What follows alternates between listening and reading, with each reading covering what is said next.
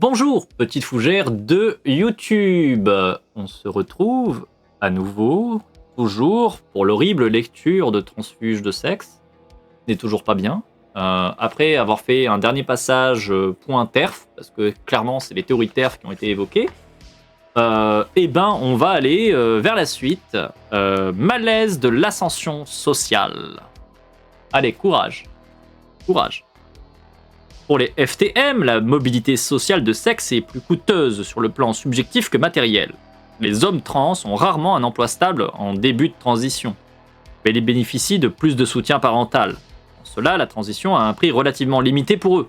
Elle présente même un bénéfice sous la forme d'un dividende patriarcal. Mais elle peut induire une grande tension intérieure. Dans l'extrait suivant, Marin décrit l'étrangeté qu'il a ressentie dans ses relations interpersonnelles lorsqu'il a commencé à passer. Il y a une fois où j'ai bossé pendant une semaine comme animateur d'atelier cuisine. J'étais embauché en tant que mec, enfin pas sur les papiers, mais les gens n'étaient pas censés être au courant que j'étais trans. Et pour les personnes qui n'étaient pas au courant, c'était bizarre, la place qu'on me laissait. C'est la première fois que j'étais perçu en tant que mec cisgenre par des inconnus avec qui j'étais amené à parler. C'était bizarre. Quand je parlais, les gens se taisaient, ou alors ils venaient me demander mon avis sur des trucs qui ne me regardaient pas vraiment. Et j'avais l'impression d'avoir une espèce de truc d'autorité naturelle qui était bizarre et déstabilisant. C'est la première fois que ça m'arrivait. Transfuges en ascension peuvent voir dans leurs nouveaux privilèges le reflet de leur oppression passée. Dans des migrations géographiques, comme dans les migrations de classe ou de sexe, il y a une double appartenance, et aussi une double absence. Personne n'appartient plus à son milieu, ou à son pays d'origine, mais elle n'appartient pas non plus vraiment à son milieu ou à son pays d'arrivée. Dans le cas de Marin, le fait de poursuivre une licence de sociologie favorise vraisemblablement la conscience de cette double absence. Avec le passing, il découvre que la parole des femmes importe peu aux yeux des hommes, y compris dans les domaines d'activité féminisées, l'atelier cuisine. Les FTM voient bien le changement qui s'opère dans le traitement qu'ils reçoivent. Leur transition éclaire douloureusement les privilèges masculins. Alors là, je vais me permettre de quand même faire aussi une note aparté. Il a fallu attendre que vous fassiez une transition pour voir ça. Vraiment. Il a fallu attendre que vous fassiez une transition pour vous rendre compte d'un certain nombre d'éléments. Je suis désolé de vous le dire, mais si c'est le cas, vous êtes de sacrés tanches. S'il a fallu que vous attendiez d'être dans un parcours de transition pour vous rendre compte qu'il y avait des gros problèmes à différents niveaux, vous êtes vraiment des sacrés tanches. Hein. Et étonnamment, ça m'étonne pas trop que du coup, même en subissant certaines choses, en voyant certaines choses, vous vous rendez compte qu'il y a des problèmes et que du coup, vous êtes tellement d'étanches que vous voyez pas ce que vous êtes en train de reproduire pendant ce temps-là. Genre là, actuellement, l'ouvrage qu'on lit, quoi. C'est encore très binaire ce point de vue. Je croyais que transgresser le genre, c'était aussi dépasser la binarité. Bah non. Non, tout à l'heure, on nous a dit... il y avait un témoignage de Hélène, je crois. Oui, c'est ça. Hélène qui dit quand je me mets en colère, je suis un mec. Parce que la colère, c'est les mecs. Donc non, on est toujours dans une très très belle et grande binarité. Transgresser le genre, en fait, c'est c'est non ta gueule la binarité. Voilà. Voilà. Ah là là là là. On continue. Pour cette raison, l'ascension de sexe n'est pas sans provoquer une certaine culpabilité. Le sentiment de trahir ses origines est bien connu des transfuges de classe. Il est relaté dans bon nombre de romans autobiographiques, comme ceux d'Annie Ernaux, pour qui l'écriture est un moyen comme un autre d'apaiser ce sentiment. Les hommes trans sont aux prises avec cette même tension, celle qui consiste à rejoindre un groupe qui a incarné l'oppresseur par le passé. Julien, qui a commencé sa transition 6 ans avant notre entretien, témoigne de sa difficulté à assumer sa promotion sociale. Être un mec, c'est quand tu l'expérimentes aussi dans la vie. C'est quand les gens s'adressent à toi comme un mec, et pour les bons côtés et pour les mauvais, tu vois. Encore une fois, tu ne peux pas prendre les côtés faciles. Ouais, je suis un mec, j'ai de la moustache, je suis mignon. À un moment, subis le sexisme... À un moment... Quoi ? La phrase est un peu bizarre, je trouve. Bon, à un moment, subis le sexisme masculin. Retrouve-toi avec 3 connards et sois assimilé à eux. Voilà, et réfléchis sur qui tu es. C'est quand ça te coûte que les choses, elles sont vraies. Et être un mec, c'est autre chose que de se penser avec un torse et tout ça. C'est aussi le rapport que le monde a avec toi, que tu as dans le monde. Et j'en apprends, mais tous les jours. Ça a vachement changé en 6 ans. Pendant 3 ans, je pensais que j'étais ça y est, ça y est, ça y est. J'ai un poil, ça y est. Je savais que dalle, quoi. Ouais, donc là, littéralement, le témoignage, c'est... Ouais, mais en fait, Allmen, bah ouais. Ouais. En effet. Oui, le sexisme masculin. C'est jamais... Voilà. J'avoue que tu subis le sexisme masculin, t'es en mode... Quoi? Et vraiment, là, le move... bah en fait, t'es avec 3 connards et t'es assimilé à eux. Bah ouais, parce que t'es un mec. Et du coup, que tu continues dans ton témoignage en disant...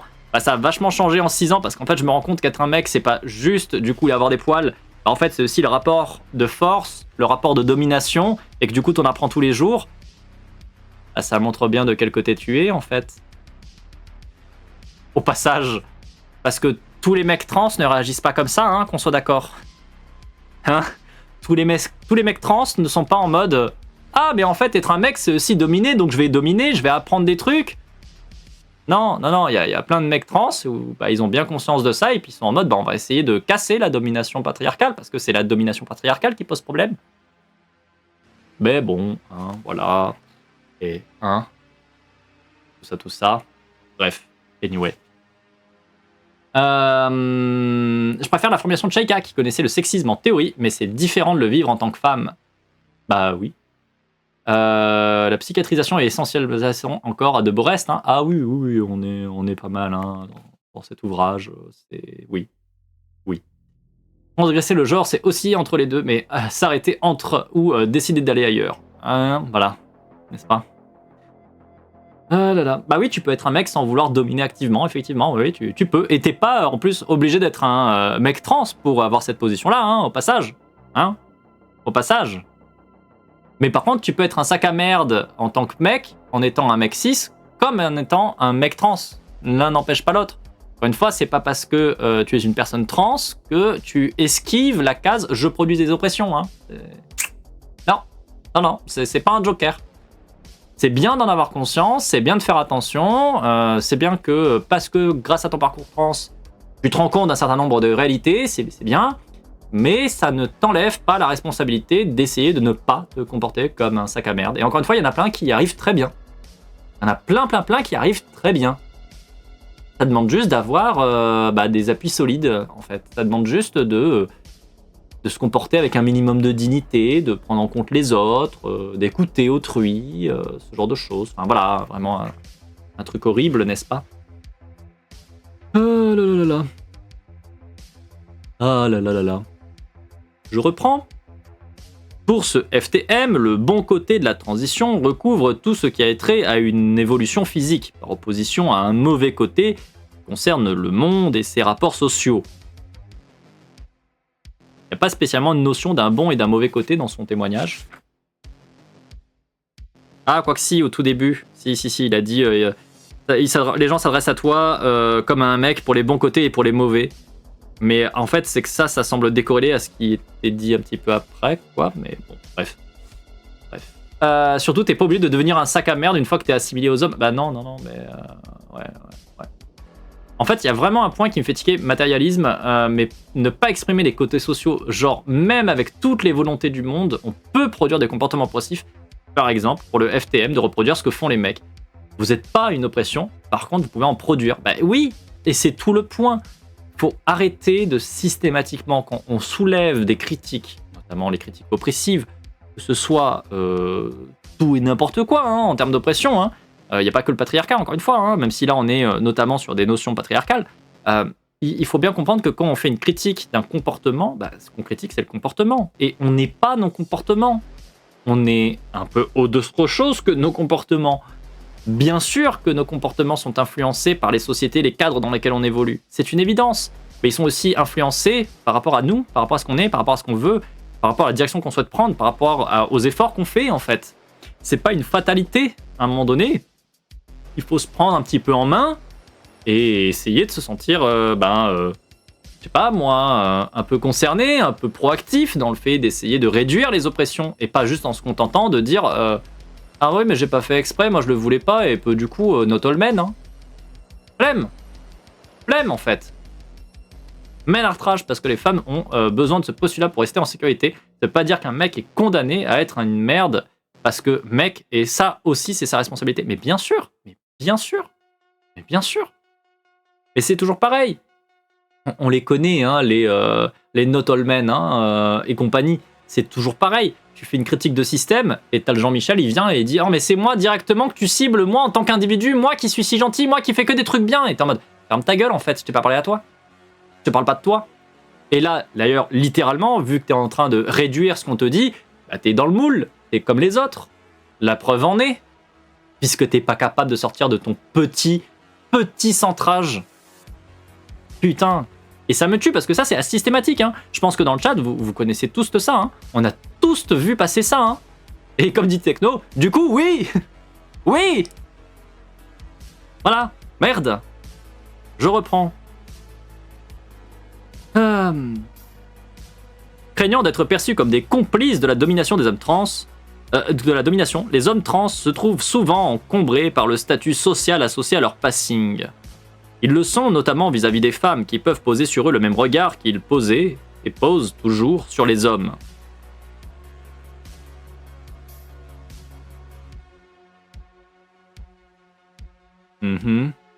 Oui. Et c'est quoi le point? Oui, on a la version mec, racial, cis-het, valide. Choisissez votre couleur, il y en a pour tous les goûts.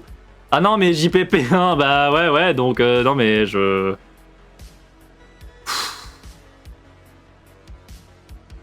Le réveil de ma sieste est... Ah mais t'as raté des trucs très bien. Enfin, non, t'as raté des trucs très mauvais, mais du coup c'est très bien que tu les aies ratés parce que t'étais en train de siester.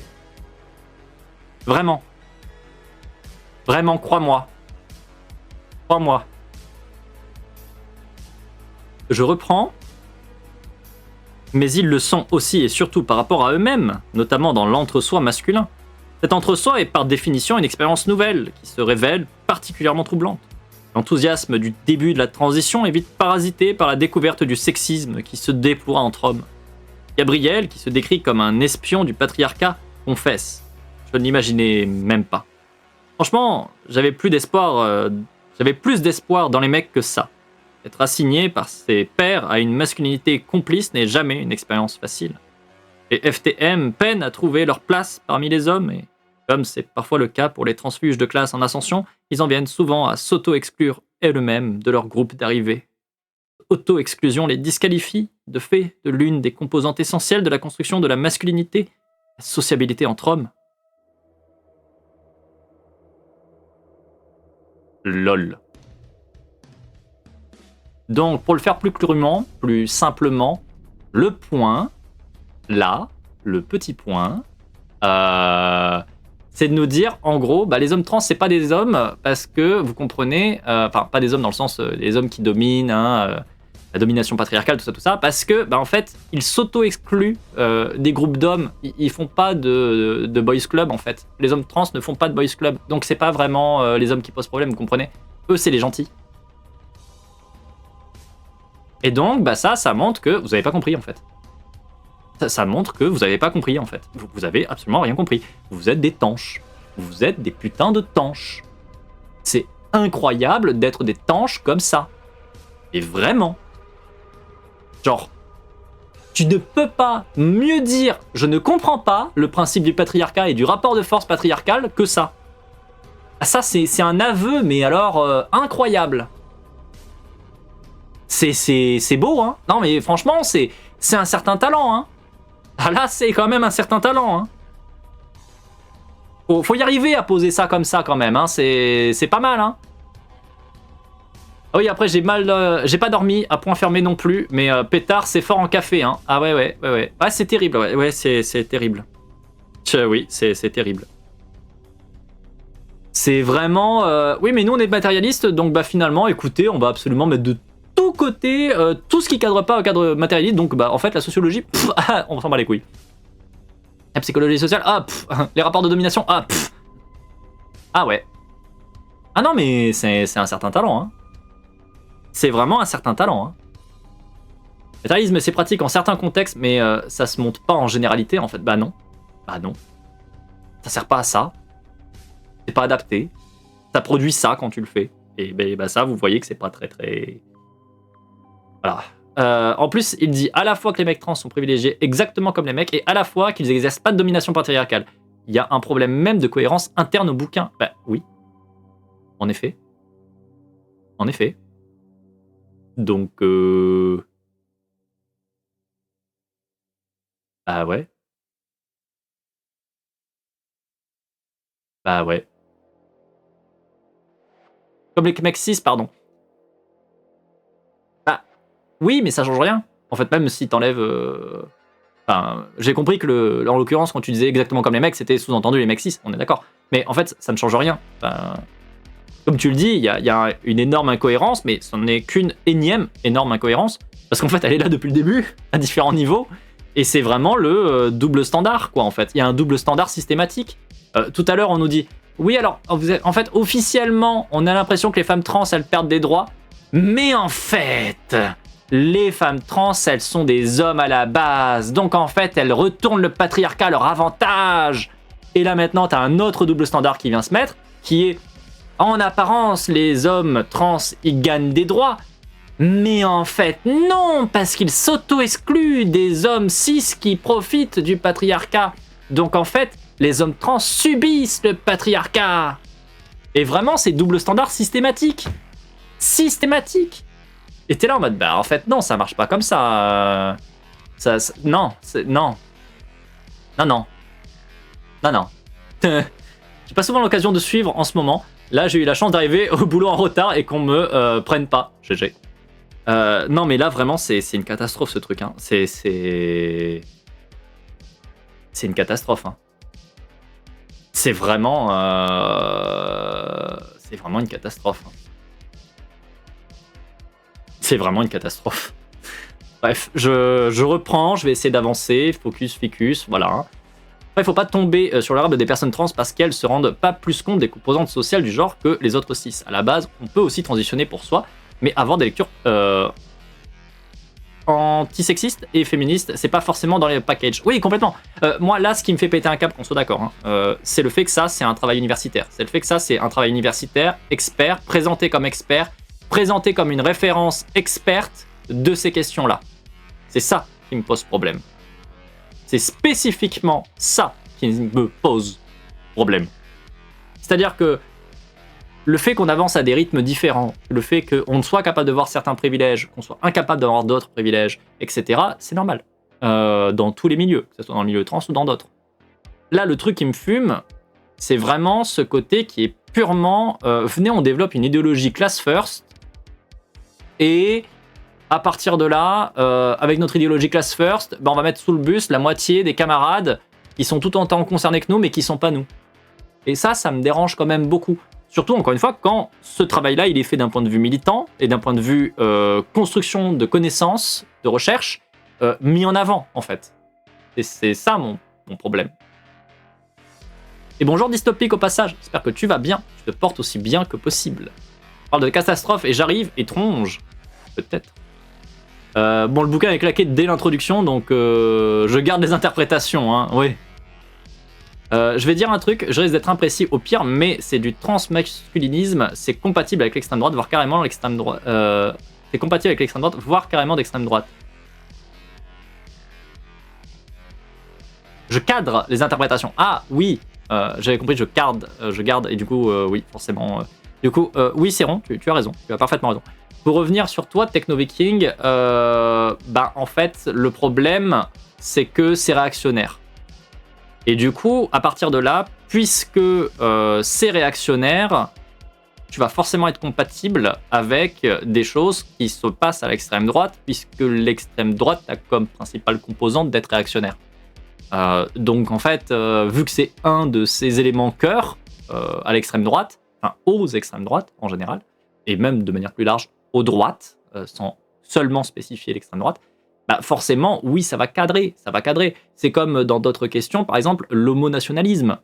Oui, ça aussi, ça existe. Et en fait, alors que normalement, sur un certain nombre de points, tu te dirais, bon, dans une société telle que la nôtre, qui est homophobe, qui est bien réactionnaire, etc., oppressive, et que du coup, vous êtes censé quand même subir pas mal ces oppressions-là, et donc, potentiellement plutôt être des alliés du progressisme, etc., bah, tu te rends compte qu'en fait, il y a toute une part des populations gays qui sont homo-nationalistes et qui, en fait, sont tout aussi racistes et réactionnaires que, on va dire, le mec cis hétéronormé classique, quoi. Enfin, vraiment, à tous les niveaux, tu peux tomber sur du réactionnariat, en fait.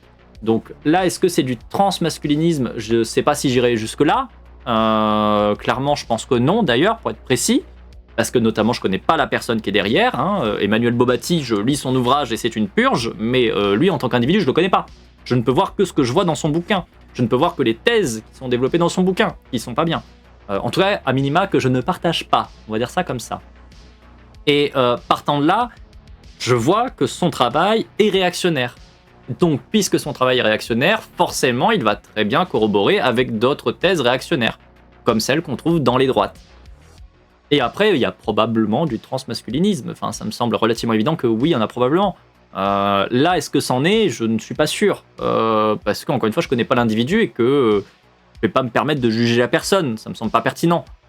Là, je ne peux juger que le travail que j'ai devant moi. Le travail que j'ai devant moi, bah, je vous dis pourquoi je trouve que c'est problématique. Quand vous avez un travail qui consiste à dire en intro, en fait, la question trans, c'est plein de parcours différents, parfois médical, parfois pas médical, des identités de genre qui sont multiples, qui sont potentiellement non-binaires, qui sont potentiellement agenres, etc.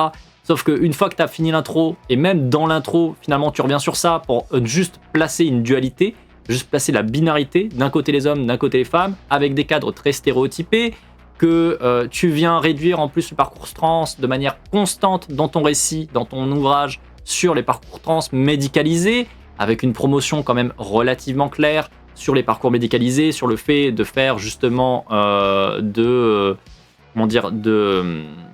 transmédicalisme, etc. Enfin, il y a quand même un gros problème, quoi. Et clairement, c'est un ouvrage qui est réactionnaire à différents niveaux. Très clairement. Très, très clairement. Voilà, le matérialisme est une composante réactionnaire, oui, je suis assez d'accord. En fait, c'est que la formulation du matérialisme, si tu le fais comme analyse générale, c'est forcément réactionnaire.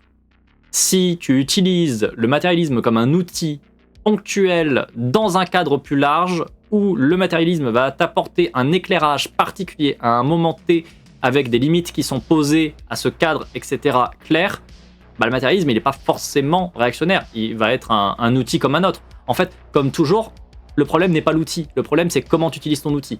Si tu utilises un marteau pour tout le temps, bah, tout finalement est un clou et du coup, tu vas faire de la merde parce que tout n'est pas un clou dans la vraie vie. Donc, ça va poser problème. Là, c'est la même chose. Le matérialisme en tant que tel, bah, il peut servir, il peut être pertinent dans un contexte défini, avec une volonté particulière, etc.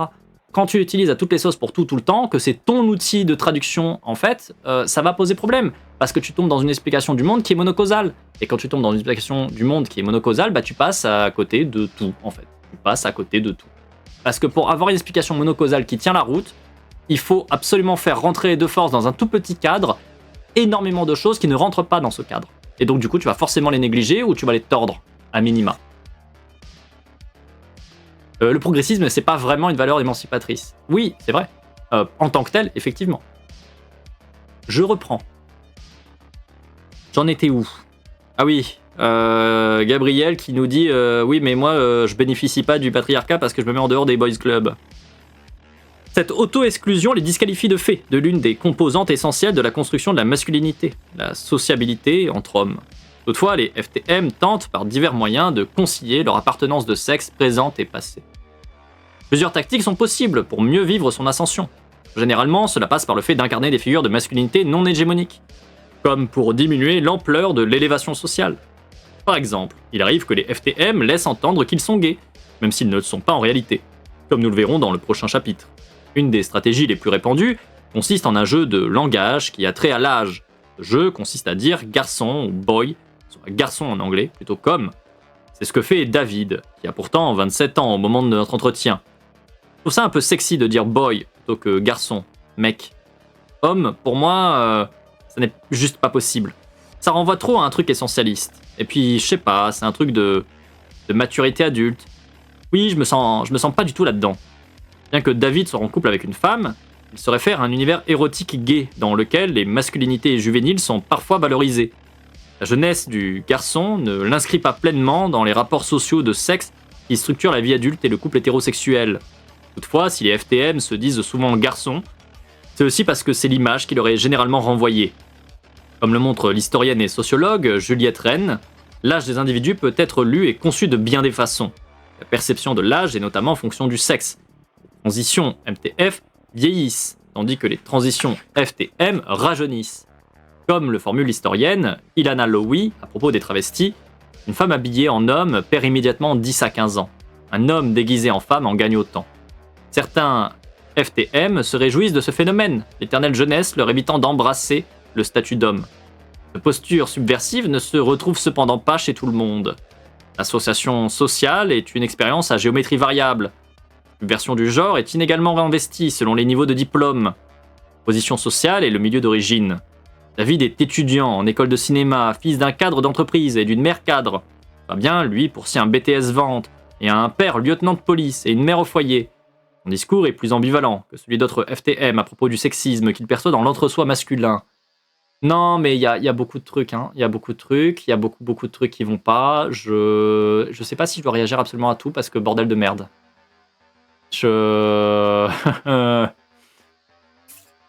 Ouais, voilà, Ouais, voilà. À plat de reprise dans la lecture de ce texte, on a des personnes qui sont venues détailler de quelle manière, dans leur environnement, les parcours trans étaient différents, et ont cité des textes afro-marxistes ou afro-féministes pour contredire des montées en généralité. C'est là ma principale critique. Oui.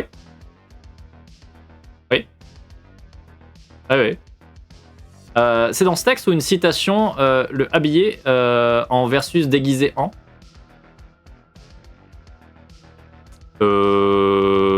C'est une citation de Ilana Lowy, l'emprise du genre, masculinité, féminité, inégalité. Voilà. Ouais, il y a un move. Alors effectivement, j'osais pas trop aller dessus, mais il va falloir que je pense que j'y aille. Il y a une idée qui est éclatée au sol, qui est que grosso merdo, les personnes trans sont assimilées encore une fois à une sexualité, principalement du coup à une homosexualité, puisque là on est principalement sur les hommes trans, et donc les hommes trans sont donc gays, et il y a un lien qui est fait avec les hommes trans sont gays et pédos. Voilà. Clairement, c'est un lien qui est fait, qui sort de je ne sais pas trop quoi. Je vais essayer de voir s'il y a une référence. C'est une référence de Sam Boursier et Pascal Molinier. Masculinité queer, trans et post-trans, les rejetons du féminisme. Entretien croisé avec Karine Boeuf, Morty Diamond, Jean Arintaworn, Vincent Essay, Jean Bobby Noble et Stéphane Whittle. Voilà, ça vient de là, apparemment. Ouais.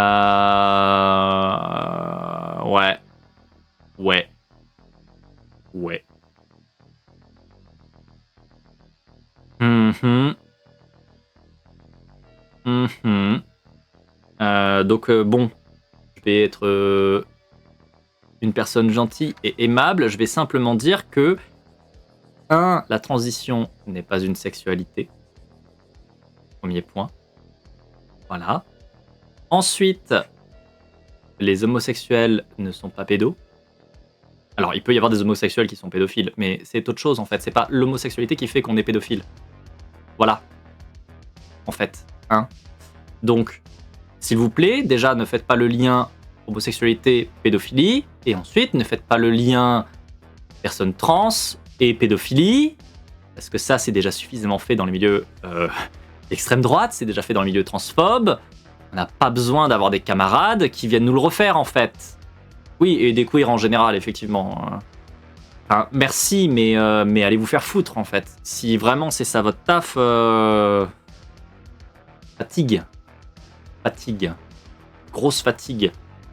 Grosse fatigue. En fait, moi je peux comprendre un truc dans le témoignage qui a été dit, notamment David, qui a 27 ans au moment de notre entretien, qui dit je trouve ça un peu sexy de dire boy plutôt que garçon et mec. Déjà, il y a le côté anglais plutôt que français.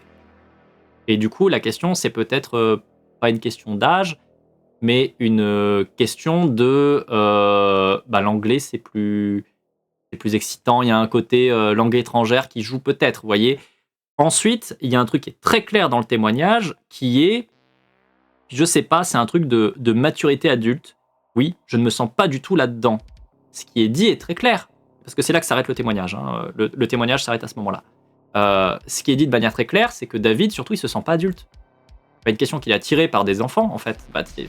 Là, on n'est pas dans la pédophilie. Là, le truc, c'est que David dit de manière très claire, je me sens pas adulte. Je me sens pas dans l'étiquette de ce qu'on colle à l'étiquette adulte. Je m'y retrouve pas. C'est ça ce qui est dit. Derrière, le texte vient nous dire, bien que David soit en couple avec une femme, il se réfère à un univers érotique gay dans lequel les masculinités juvéniles sont parfois valorisées. C'est pas le propos. C'est pas du tout ce qui est dit. Ça n'a rien à voir.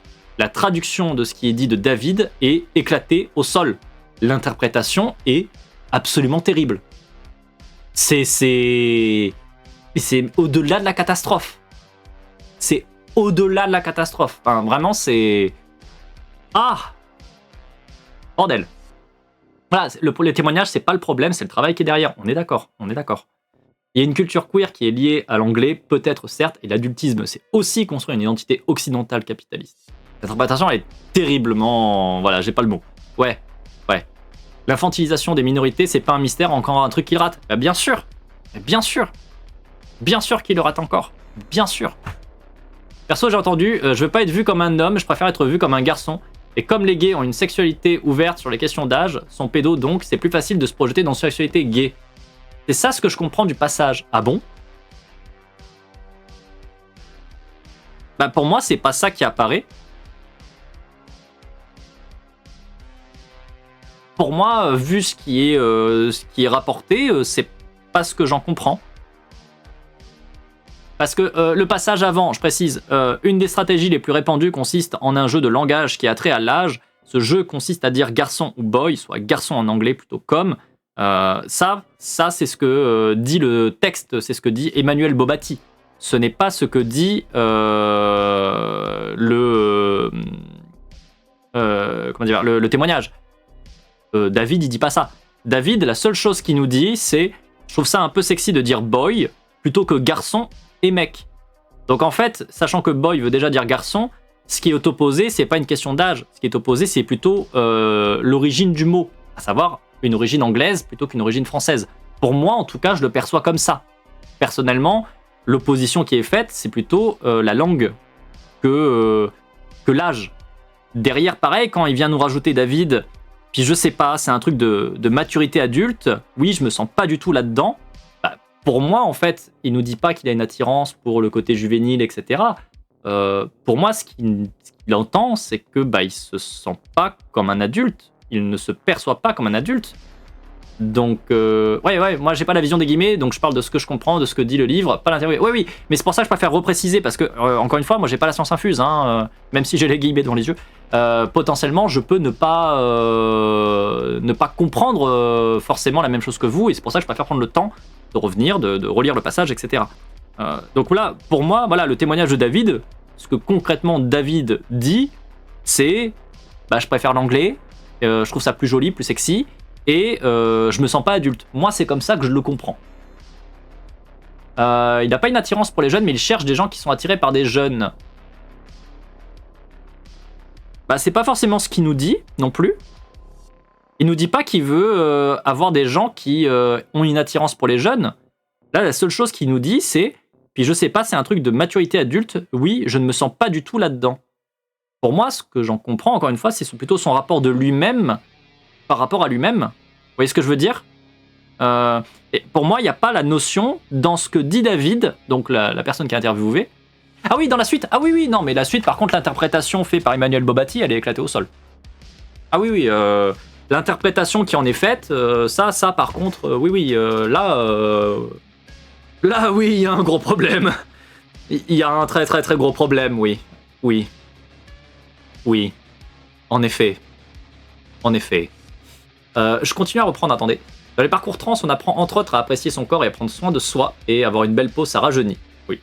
J'ai l'impression que l'autoriste cherche pas à prendre des témoignages, mais plutôt à prouver son point Même quand c'est un contresens. Oui, bah on l'a eu aussi hier avec un moment donné où il y a des personnes racisées qui t'expliquent très clairement que leur mécanisme, c'est parce que ce sont des personnes racisées qui sinon se feraient attaquer pour le côté raciste, hein, qui se feraient attaquer par les flics, etc. Donc en fait, les deux mecs racisés sont obligés de dédramatiser, sont obligés de faire de l'humour, etc. Et en fait, la conclusion de l'auteur, c'est parce que ces deux mecs-là sont pétés de thunes, donc en fait, ils peuvent rigoler. Ils peuvent en rigoler parce qu'en fait, ils sont pétés de thunes. C'est ça l'explication.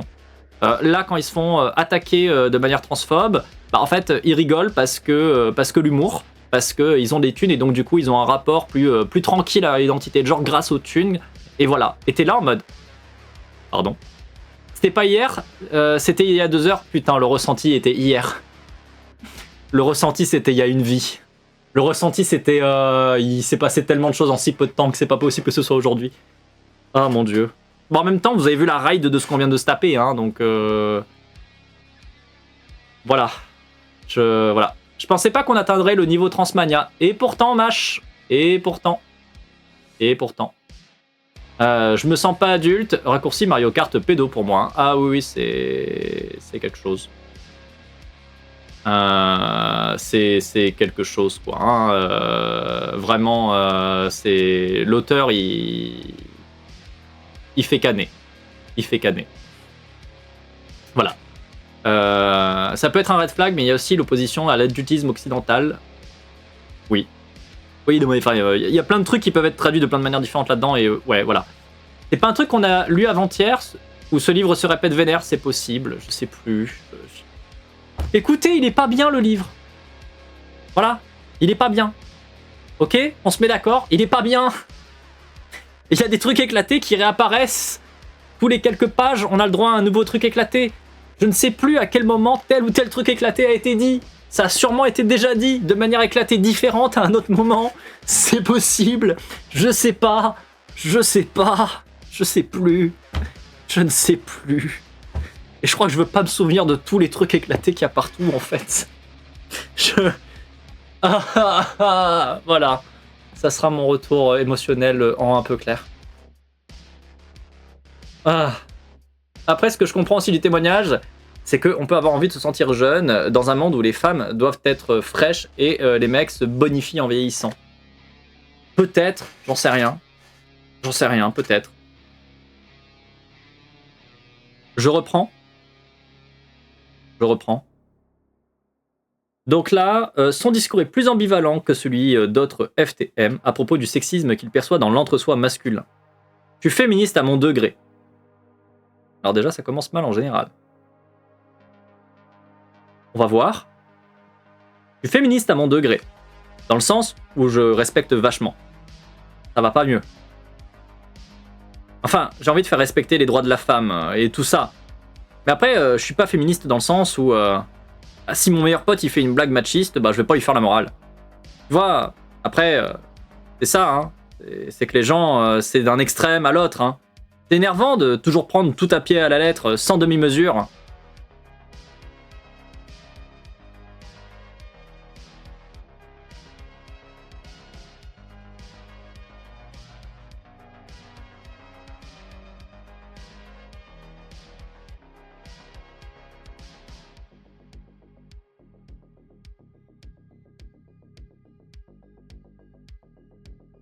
Mais quel mais il est aussi vieux que on devrait le avec une tout en avec des cette espèce de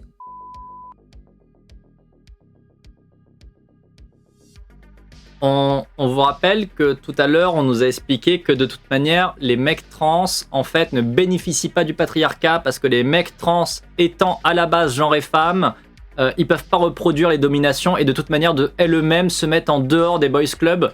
Donc en fait, les mecs trans subissent énormément le patriarcat, même plus que les femmes trans. Hein. C'est ce qui a été dit il y a quoi, 3 pages 4 pages. Vous faites le repassage. Je vais vous refaire le passage, parce que je pense que vous n'avez pas bien entendu le passage de ce mec trans. Je suis féministe à mon degré. Dans le sens où je respecte vachement. Hein. Enfin, j'ai envie de faire respecter les droits de la femme et tout ça. Mais après, je suis pas féministe dans le sens où... si mon meilleur pote il fait une blague machiste, je vais pas lui faire la morale. Tu vois, après, c'est ça, c'est que les gens, c'est d'un extrême à l'autre. C'est énervant de toujours tout prendre au pied de la lettre, sans demi-mesure. Donc ça, c'est censé être le mec trans qui ne peut pas reproduire les oppressions parce qu'en tant que mec trans, il sait ce que c'est les oppressions sexistes et qui du coup ne reste pas dans les cadres de domination masculin, etc. On n'oublie pas, hein. Ah ouais, hein. Ah ouais, hein. Ah ouais, hein. Ah ouais. C'est encore plus énervant la deuxième fois, ça valait le coup de le relire. C'est un plaisir. C'est vraiment un plaisir. Ah non, mais c'est un bon niveau, hein. Vraiment, c'est vraiment la carte du token parfait. Ah non, mais moi je suis un mec trans, donc vous comprenez, en tant que personne trans, je ne peux pas reproduire d'oppression. C'est bon, chat perché, tu peux plus m'attraper. Ok. Eh ben, je vais boire un coup, hein. Ok. Ah oui, les extrêmes se rejoignent, not all men, hein. Wep. Ouais. C'est les queers de droite, les interviewés? Bah, je pense, de toute manière, vu qu'on est sur un Jean Billy qui a fait venir 30 de ses potes pour faire des interviews, et que ce Jean Billy en question, c'est un Jean Billy blanc comme un cul, issu d'un monde académique valorisé, donc avec une position, on peut quand même le dire, vachement privilégiée, et vu le discours qu'on a quand même depuis le début dans l'ouvrage, a priori plutôt réactionnaire. Attendez, maintenant on va voir ce qu'en dit l'auteur. C'est vrai. Fabien semble s'inscrire dans une solidarité de classe avec les hommes cis de son environnement, son meilleur ami, davantage qu'avec son groupe de sexe d'origine. Ce phénomène rappelle le cas étudié par Christelle Hamel de certaines descendantes d'immigrés d'origine maghrébine qui privilégiaient une solidarité de race avec les hommes de leur famille plutôt qu'avec une solidarité de sexe avec les femmes blanches. Ainsi, si l'ascension de sexe l'ascension de sexe paraît favoriser une forme de subversion chez les FTM, celle-ci peut parfois relever d'une forme de distinction de classe. Loin de se limiter à deux modalités masculines et féminines, l'expérience de transfuge de sexe est façonnée par d'autres paramètres sociaux. Donc là, le point, parce que je vous rappelle que juste avant le passage du témoignage, on avait ceci. Fabien, lui, poursuit un BTS vente et un père lieutenant de police et une mère au foyer. Son discours est plus ambivalent que celui d'autres FTM à propos du sexisme qu'il perçoit dans l'entre-soi masculin. Donc là, le raccourci qui est fait, avec cette conclusion de passage où il nous dit qu'en gros, c'est les caractères sociaux qui font qu'on ne réagit pas de la même manière, c'est littéralement prolo-sexiste. Voilà, c'est ça le point. Là, ce qui est développé en sous-texte, c'est ça. Le point, c'est que de toute manière, si t'es un prolo, bah, en gros, t'es pas bien éduqué, donc en gros, t'es sexiste, quoi. C'est ça ce qui est dit, c'est ça ce qui est sous-entendu comme idée. Hein. Quand vous venez dire que, en gros, en fonction de la différence de classe sociale, si tu fais une transition, bah du coup, tu te comportes ou pas comme un gros connard sexiste, c'est en fonction de ton élément, on va dire, social. Littéralement, le propos qui est dit, c'est parce que t'es prolo, tu es sexiste. Et vraiment, on est sur le truc qui est du coup très élitiste, très classiste. Étonnamment. Taf de flic, hein. Ah, il y a des choses à dire. C'est tautologique pour dire, oh regardez, j'ai raison de comparer classe sociale, classe raciale et classe de sexe. Ouais, un petit peu, ouais. Là, c'est problématique s'il y a des montées en généralité là-dessus. Parce que autant, s'il faut pas tomber sur chaque personne trans, de pas être des pointures de féminisme, c'est différent pour un travail de recherche. Et c'est tout le problème. Et là, tout le problème, c'est qu'on a un témoignage de un pélo, pas bien, qui est décrit comme étant sur des classes sociales plus basses que les autres témoignages jusqu'à présent. Et du coup, bah, vous voyez bien qu'en fonction de votre classe sociale, bah, vous vous comportez pas de la même manière. C'est la généralité qui est faite. Hein. Voilà, c'est ça qui est dit. Hein. Donc, encore une fois, travail universitaire éclaté au sol. Vraiment, c'est pas bien. C'est incroyablement pas bien. Mais il faut un certain talent hein, pour faire un pas bien comme ça. Hein. Je dois vous avouer que quand même, il y a un effort dans le mauvais. C'est impressionnant. Pas dans le bon sens, mais c'est impressionnant. Je vais reprendre. Je vais continuer. Les trans n'échappent pas à l'emprise du genre. Au contraire, ils sont un puissant révélateur de cette emprise. Au fond, ils sont les seules personnes à avoir connu la vie depuis les deux côtés de la frontière sociale du genre. L'expérience de transfuge éclaire, comme aucune autre, la force de la socialisation de genre. Dès le plus jeune âge, les garçons et les filles subissent bon nombre d'injonctions qui différencient les hiérarchies. Les filles ont toutefois droit à davantage de transgressions que les garçons. Et c'est cela qui permet au FTM d'amorcer leur transition dans de bonnes conditions. Pardon ? Quoi ? Alors, il y a tellement rien qui va dès le début. Donc déjà, dès le début, le présupposé, c'est parce que t'es trans, c'est toi qui comprends le mieux. Bah non. De toute évidence, et tu le montres avec un certain brio, hein. Non. Non, non. Non, non, non, non, non. Et ensuite, les filles ont le droit à plus de transgressions.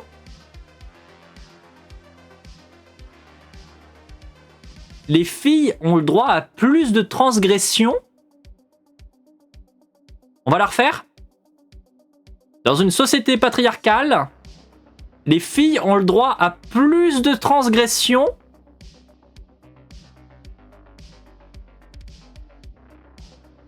Tu vis dans quel monde ? Quel est ce monde dans lequel tu vis ? Il a l'air incroyable. Il a l'air éclaté au sol, mais il a l'air incroyable. Dans le monde des mascus, je crois. Bah, j'avoue que... Hein, bah, de toute façon, on revient sur le point qui a été développé tout à l'heure. Hein. Tout à l'heure, le point était quand même de dire, de toute façon, les femmes trans, puisqu'à la base, elles étaient genrées hommes, elles ont les codes sociaux, elles ont les cheat codes de l'univers patriarcal, et en fait, elles se jouent du patriarcat, et en fait, c'est elles qui sont en situation de domination. C'est ce qui a été dit tout à l'heure. Hein. Donc bon, partant de là, j'ai envie de te dire, ok. Allez, ok, j'ai autre chose à foutre. Hein, j'ai autre chose à foutre. Je vais continuer, hein. Je vais continuer, d'accord ? Je vais continuer. Les filles ont toutefois droit à davantage de transgressions que les garçons, et c'est cela qui permet au FTM d'amorcer leur transition dans de bonnes conditions. Ah bon ? Les mecs trans font ça dans de bonnes conditions ? Ah. Bon bah écoutez, les mecs trans dans le chat, sachez que apparemment vos transitions elles se passent bien. Voilà. C'est comme ça a été dit. Cool. Cool, cool, cool. Je suis sûr que tous les mecs trans qui se sont fait mettre dehors, etc., qui ont subi toutes les violences du système qu'on a, hein, ça sera appréciable. Allez, hein. Allez, hein. Mais la tolérance a des limites, en l'occurrence une limite d'âge. Pour les hommes trans, les choses changent avec l'entrée dans la vie adulte. Cette barrière de l'âge n'existe pas chez les MTF, qui, elles, rencontrent des difficultés bien avant cela. Chez les jeunes hommes, toute féminité est proscrite. C'est pourquoi à partir du moment où les MTF commencent à s'extraire de la masculinité, elles se confrontent à la marginalité. Ce phénomène en amène beaucoup à renoncer à la transition et à s'engager dans une première vie en tant qu'homme, avant de finalement changer de sexe sur le tard. Le sexe masculin ne se quitte ni ne s'acquiert. Les violences ne viennent pas de ce que les trans quittent ou rejoignent le sexe féminin, mais bien de ce qu'ils prétendent au sexe masculin ou l'abandonnent.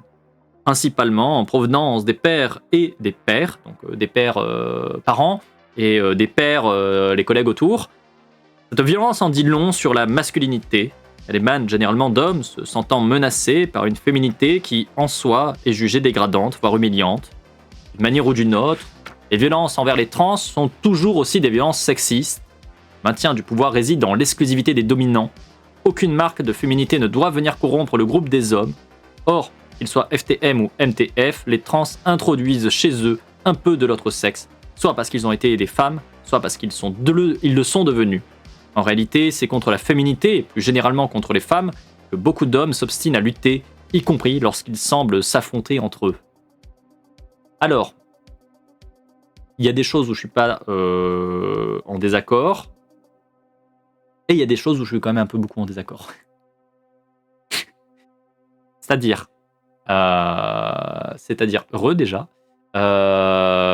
oui, effectivement, dans toute forme de transphobie, je pense qu'il y a effectivement probablement un peu un bagage sexiste.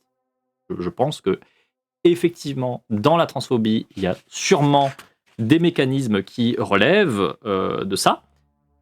A contrario, résumer la transphobie à c'est la faute du patriarcat, c'est un peu léger en fait. Quand même un peu bancal. Un peu bancal. Un peu bancal. C'est le panneau à l'entrée du village. C'est genre bon bah y a que ça, on s'arrête à ça. Attends, y a d'autres trucs derrière, y a beaucoup d'autres trucs derrière. C'est quand même ouais, c'est léger. On va le dire gentiment, c'est très léger quand même hein. C'est très léger hein. Et ouais. Est-ce que le livre a parlé de fascisme? Non, pas une seule fois. Pourquoi parler de fascisme, voyons? Puisqu'ils sont rationnellement de droite. Non, l'Occident c'est bien. De toute façon, les seules personnes trans, ce sont les personnes trans qui vivent en France, blanches comme des culs, quasiment. De toute façon, même quand il y a des personnes racisées, en fait, ce qui compte, c'est pas qu'elles soient racisées, tu vois, c'est pas qu'elles vivent du racisme. De toute façon, c'est le fait qu'elles aient des thunes.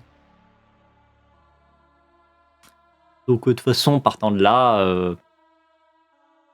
lol, quoi. Le moment où ce livre est capable d'aborder l'idée éventuelle du fascisme, du colonialisme, de la très légère influence de l'État colonial occidental sur l'état de fait aujourd'hui de ces questions-là, je suis pas prêt de le voir. Hein. À mon avis, on n'est pas prêt de le voir. Hein. Je continue. L'ordre du genre n'est jamais aussi visible que lorsqu'il est transgressé, parce que les trans le défient radicalement en changeant de catégorie de sexe. Il et elle se confrontent à sa brutalité. Contre toute attente, celle-ci est moins difficile à accepter lorsque des privilèges ont été perdus.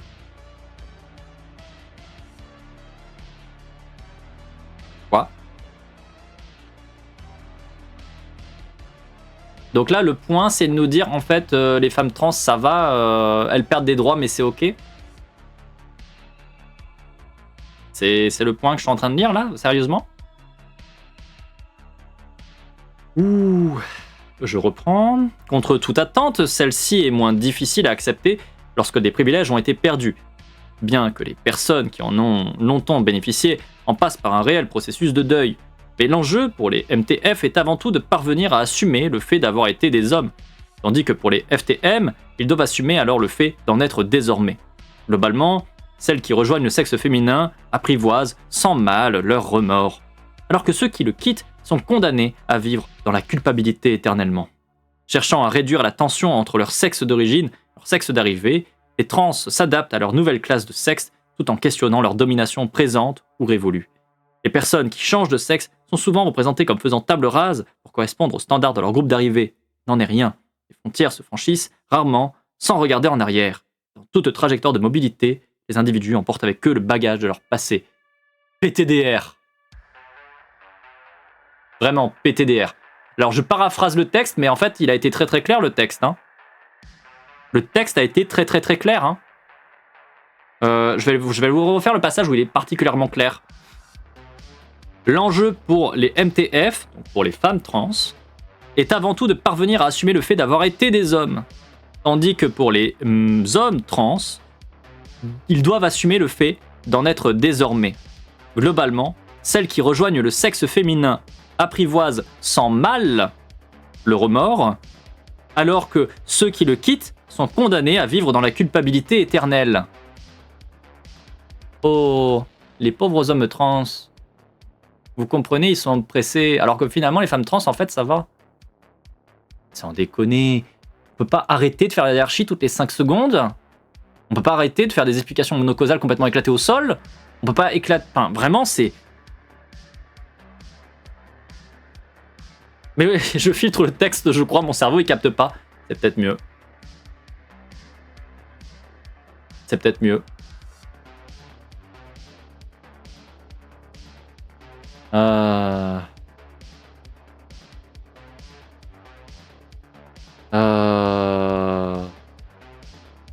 C'est une fin de chapitre, au fait. C'est la conclusion à Transfuge de sexe, chapitre mobilité sociale de sexe. Voilà. Oui, oui, sous-entendre que c'est plus simple d'assumer d'être une femme que d'être un homme. Oui, oui. Encore une fois, c'est dans également ce chapitre-là qu'on nous a dit que les femmes trans, en fait, ayant été des hommes, en fait, elles jouent avec le code du patriarcat et en fait, elles vont bien. Puisqu'elles jouent avec le code du patriarcat, puisqu'elles ont été des hommes. Donc elles savent comment manipuler comme il faut. Alors que par contre, les hommes trans, comme à la base, elles ont été des personnes qui étaient socialisées en tant que femmes, ben en fait, elles comprennent pas comment ça marche et du coup, elles sont perdues. Et elles doivent assumer des trucs qu'elles comprennent pas comment assumer parce que tu comprends, elles veulent pas oppresser et on leur dit qu'elles oppressent. Donc c'est dur. Pauvres personnes, quoi. Vraiment, les hommes trans, ils souffrent, hein. Ils souffrent, hein. Oh là là. Et en soi, qu'on soit d'accord, je comprends totalement que les hommes trans comme les femmes trans souffrent. C'est une évidence. La transphobie étant tellement généralisée, bien sûr que oui. Mais en fait, venir faire des conclusions éclatées au sol pour opposer d'un côté les hommes trans, de l'autre côté les femmes trans, pour venir faire une hiérarchie de la souffrance des hommes trans comme supérieure à la souffrance de la hiérarchie des femmes trans, parce que soi-disant les hommes trans, bah en fait juste ils souffrent, ils ont une pauvre culpabilité divine qui les massacre et qui leur fait tellement de mal, alors que par contre les femmes trans, bah ça va en fait, elles retournent le stigmate et puis c'est bon quoi. Pardon, mais va te faire cuire le cul en fait. Vraiment, si c'est ça ton point de vue, mais va te faire cuire le cul.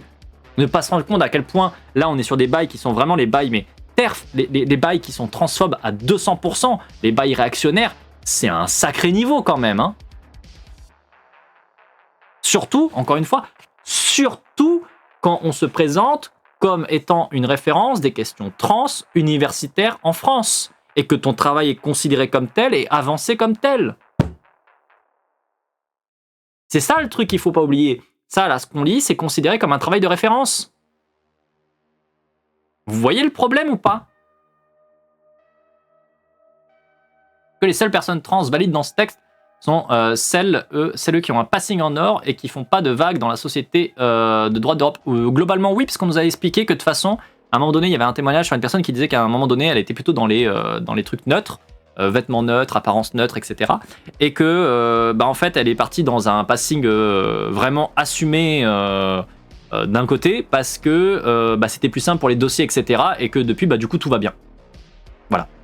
Donc de toute façon, ça a été dit que les passings qui sont des passings neutres, c'est pas des vrais passings. C'est des passings qui sont seulement pour des transitions de vie. C'est-à-dire à un moment donné, tu vas être sur une phase de transition constante jusqu'à atteindre donc le genre qui est le tien, et tu vas peut-être passer à un moment donné sur une transition un peu neutre, mais c'est qu'une étape, tu vois. Parce qu'en fait, ce n'est qu'une étape pour être dans un genre assumé dans les stéréotypes, quoi. Flemme. Flemme. Flemme à 200% en fait, hein, vraiment. Flemme. Flemme. On est dans la culpabilité divine, l'opprobre cosmique, bah ouais, un peu. Hein. Donc les hommes trans, eux, ils sont courageux, bah grave. Ils viennent dans un monde trop compliqué, trop difficile, tellement de codes et tout. Puis en plus, on les attaque parce que du coup, c'est des mecs. Alors du coup, les mecs, ça domine. Donc franchement, le féminisme, il fait chier. Hein. Oh là là. Ouais, vas-y, c'est bon, quoi. Vas-y, quoi. Le féminisme qui fait souffrir les hommes et les femmes trans sont des manipulatrices. Ouais, c'était un peu le sous-texte, ouais. C'était le sous-texte. Tout à l'heure, c'était le sous-texte, en tout cas. Enfin, même le sous-texte, en vrai, c'était quand même dit de manière relativement claire, hein, puisque ça a été dit de manière très très claire que les femmes trans utilisent les codes sociaux qu'elles ont acquis lorsqu'elles étaient socialisées en tant qu'hommes pour manipuler justement les hommes qui sont en face et qui sont l'expression même du patriarcat, etc. Donc oui, ça a été dit de manière très claire, les femmes trans manipulent. C'est même pas genre un sous-texte, quoi. C'était net, hein. Ce genre de texte, c'est le genre de truc qui alimente les TERF constamment. Oui, en effet. Tous les mouvements réactionnaires, globalement. Hein. Oui. Ah, tentative de merde, mais ça n'a pas marché. Je suis désolé. Là, Twitch a dit non. Que les seules personnes trans valides dans ce texte... Oui, ça j'avais lu. Non, mais les femmes trans, c'est des hommes, en fait. Et elles disent être des femmes pour aller dans les toilettes des femmes. Et les hommes trans, c'est des femmes perdues et hystériques.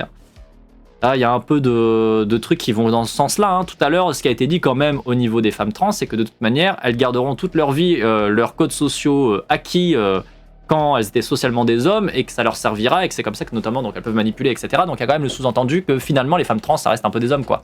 Donc t'es là en mode, allez, va te faire foutre, quoi. Enfin, vraiment, va te faire mettre. C'est pas possible. Enfin... Voilà. Hein. Vraie femme trans est toujours hyper femme, voyons. Et vrai homme trans, toujours giga chad. Oui, giga chad, mais il ne participe pas à des boys clubs et surtout, il ne participe pas au sexisme.